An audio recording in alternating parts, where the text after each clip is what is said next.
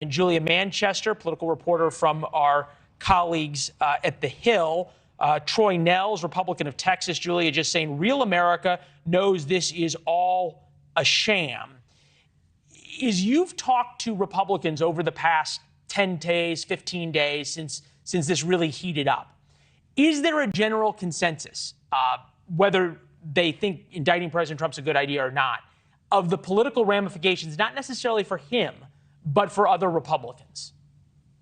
Absolutely, because it forces other Republicans to have to react to this, especially the 2024 Republicans, Leland, and the Republicans who have announced, like a Nikki Haley, and the Republicans who have yet to announce, like a Ron DeSantis. And it puts them in a very interesting spot because although on the outset, this might be good for them because their opponent, their chief opponent, is in very hot legal water right now. At the same time, they don't want to tick off those Republican primary voters who are very much so drawn to Donald Trump. You know, on Capitol Hill, lawmakers just went home for a 2-week recess. Kind of convenient how that happens in a way. But, you know, for those Republicans, I think for people like Speaker Kevin McCarthy, he will say, like he said before over the past 10 days, this is a politically motivated investigation. This is, you know, by a Democratic district attorney. But at the same time, though, I think there are those in the Republican establishment who are going to be calling for peace and some sort of order right now,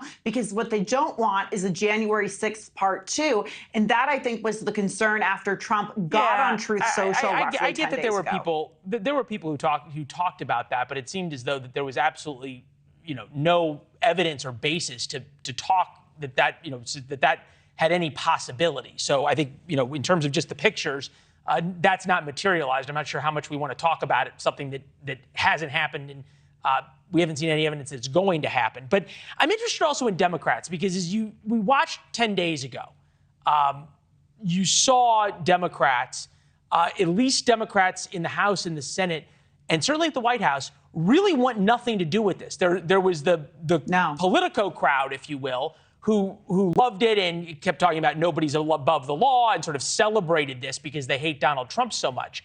But there's a lot of Democrats that I talk to, especially privately, who are really worried about this. They're worried about the precedent it sets. They're worried about the precedent it sets for future Democratic presidents with Republican DAs, wherever they might be around the country. They're worried about if this just emboldens and empowers President Trump and fires up his base. There's a lot of Democrats who you'd think would be celebrating this and are not.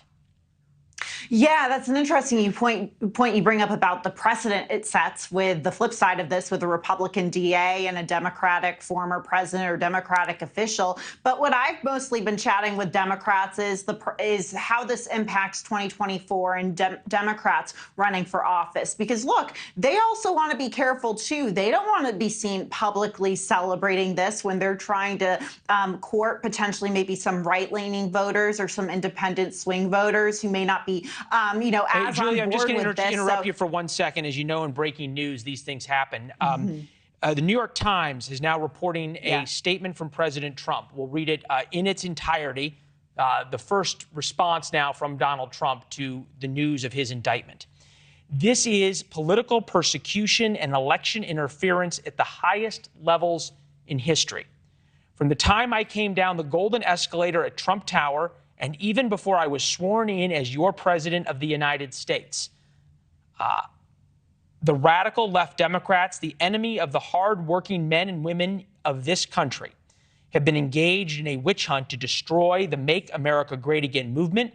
You remember it just like I do. Russia, Russia, Russia, the Mueller hoax, Ukraine, Ukraine, Ukraine, impeachment hoax 1, impeachment hoax 2, the illegal and unconstitutional Mar-a-Lago raid, and now this.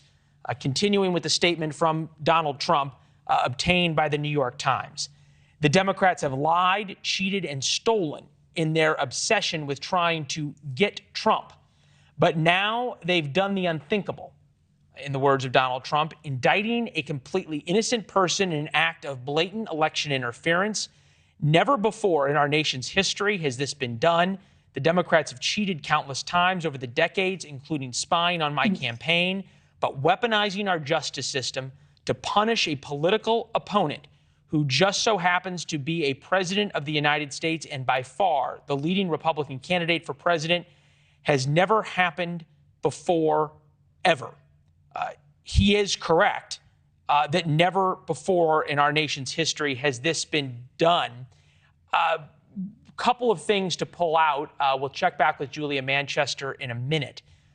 But a couple of the words from Donald Trump that have stuck out here: political persecution, election interference, a long list of past grievances that the former president has, as he is saying that he is an innocent man on this. Now 6:20 Eastern, clearly the entire country, and for that matter, as we've reported, the former president of the United States stunned at his own indictment. We'll be right back. Thank you for watching. Go to newsnationnow.com to find NewsNation on your television provider. And don't forget to click the red subscribe button below to get more of NewsNation's fact-driven, unbiased coverage.